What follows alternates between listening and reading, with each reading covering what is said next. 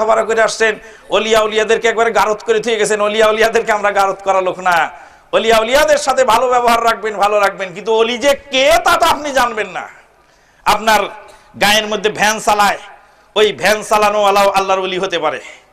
কারণ লেবাস পোশাক দিয়ে, বুজুর্গিয়ার কারিশমা দিয়ে অলিয়া উলিয়া মাপা হয় না। আল্লাহর ওলিকে আল্লাহ কাকে ভালোবাসেন পৃথিবীর কেউ জানে না এক আল্লাহ ছাড়া।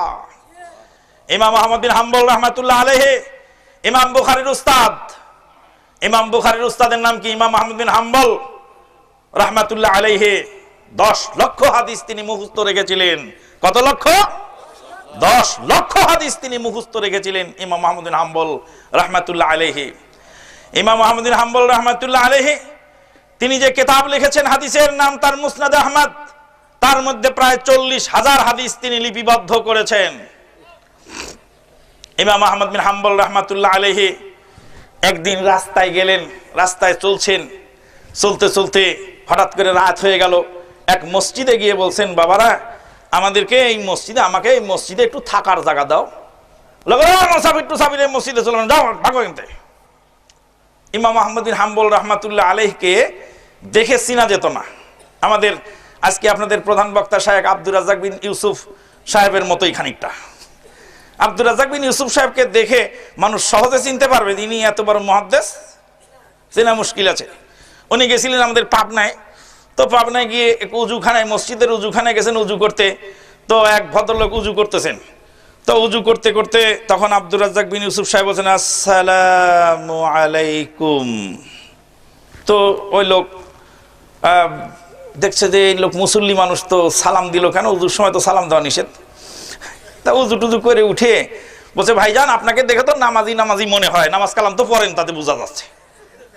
আব্দুর রাজ্জাক বিন ইউসুফ সাহেব নামাজি মুসল্লির মতো মনে হচ্ছে দেখে, নামাজ কালাম পড়েন তো বোঝা গেল, কিন্তু মাসলা মাসাল তো কিছুই শেখেন নেই। তো মাসলা মাসাল শিখেন নেই তো কি মাসলা শিখতে হবে? বলছে উজুর সময় যে সালাম দেওয়া নিষেধ ওটা তো জানেন না আপনি, উজুর সময় আর কোনোদিন সালাম দিবেন না। তখন আব্দুর রাজ্জাক বিন ইউসুফ সাহেব বলছেন, কে বলেছে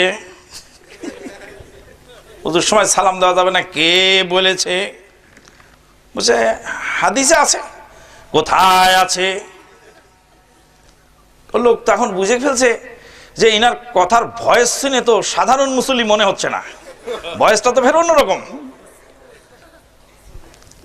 আল্লাহু আকবার, সুবহানাল্লাহ বিহামদি। গল্প কিসসা কইতে গেলে রাত ভোর হয়ে যাবে, কিসসা বলতে চাচ্ছি না। বলতেছিলাম যে চিনতে পারেনি। আমি তো বাহরাইনে, আমি আমার বাসস্থান থেকে অফিসে সকাল বিকাল হেঁটে যাতায়াত করতাম। হেঁটে যাতায়াত করে এই কারণ আমার ডায়াবেটিসের কিছু প্রবলেম আছে, যা হাঁটলে আমার একটু সুবিধা হয়। বাসাটা ওই জন্য অফিস থেকে খানিকটা দূরে নেওয়া হয়েছে। সকাল বিকাল হেঁটে যাই। তো একদিন সকালে হেঁটে যাচ্ছি আমার বাসস্থান থেকে বাহরাইনের আমার সেই ইসলামিক সেন্টার, হেদায়া সেন্টারের দিকে যাওয়ার পথে রাস্তায় দেখছি বাংলাদেশের কিছু তরুণ অরুণেরা, তারা ওখানে কনস্ট্রাকশনের কাজ করে, রাস্তার কিনারে কার্পেট বিছিয়ে বসে নাস্তা খাচ্ছে, রুটি খাচ্ছে, আপনার সবজি এবং দিয়ে কি বলে, হ্যাঁ সবজি দিয়ে রুটি তারা খাচ্ছে, ওখানে সবজি ডাল দিয়ে রুটি খাচ্ছেন। তো আমি যাওয়ার পথে বললাম, আসসালামু আলাইকুম ওয়া রাহমাতুল্লাহি ওয়া বারাকাতুহু। ওরা মনে মনে আমারে ভাবলো যে আমি কোনো আরাবিয়ান লোক, বাংলাদেশি মনে করেনি, আরাবিয়ান লোক মনে করে বসে, এই তোর আক্কেল হয় নাই, তুই আরব দেশে বাস করো কিন্তু মাসলা মাসাইল কিছু শেখো নাই, বেয়াদব আরবি বলতেছে আমাকে, আদব শিখাচ্ছে আর কি। বলছে খাওয়ার সময় সালাম দেওয়া নিষেধ জানো না? তো ও মনে করছে যে আমি আরবি মানুষ, যার ফলে বাংলায় বলে দিল। বোঝা গেল এক বুড়ি আর এক বুড়ি রে কয় নানি শাশুড়ি, তো নিজেই জানে না আর একজনকে তালিম দিচ্ছে। বলতেছিলাম যে ইমাম আহমদ বিন হাম্বল রাহমাতুল্লাহ আলাইহি মসজিদে গিয়ে বলছেন যে একটু থাকার জায়গা দাও, আমি মুসাফির মানুষ। বলছে আমাদের মসজিদে থাকার জায়গা হবে না, মুসাফিরের কোনো জায়গা নেই। ইমাম আহমদ বিন হাম্বল রাহমাতুল্লাহ আলাইহি বিপদে পড়ে গেলেন, রাতে যাবেন কোথায়? এক রুটিওয়ালা রুটি বানায় বিক্রি করে। রুটিওয়ালা বলছে, মুসাফির সাহেব চলেন আমার বাসায় যাই। ওনার বাসায় নিয়ে গিয়ে বলছেন, রাত্রে রুটি আটা সেনে রাখতেছেন, সকালবেলা রুটি বানিয়ে বিক্রি করবেন। রুটি সেনার সময় পরে আস্তাগফিরুল্লাহ, আস্তাগফিরুল্লাহ আস্তাগফিরুল্লাহ আস্তাগফিরুল্লাহ আস্তাগফিরুল্লাহ বলেন আর আটা ছানেন। ইমাম আহমদ বিন হাম্বল রাহমাতুল্লাহ আলাইহি জিজ্ঞেস করলেন, ভাইজান আটা ছানার সময় আপনি আস্তাগফিরুল্লাহ কেন পড়েন? আস্তাগফিরুল্লাহর মধ্যে কি আছে? আটাওয়ালা রুটিওয়ালা বলে, ভাইজান মুসাফির আস্তাগফিরুল্লাহর মধ্যে কি আছে আমি তা জানি না, তবে জীবনে যত কিছু চাওয়ার দরকার ছিল আল্লাহ রাব্বুল আলামিনের কাছে চেয়েছি এই ইস্তেগফারের মাধ্যমে। আল্লাহ রাব্বুল আলামিন বলেন, কুল ইস্তাগফিরু রাব্বাকুম ইন্নাহু কানা গাফফারা ইউরসিলুস সামাআ আলাইকুম মিদরারা। ও নবী গো, মানুষকে বলে দিন ইস্তেগফার করার জন্য। আল্লাহ রাব্বুল আলামিন হলেন গাফফার।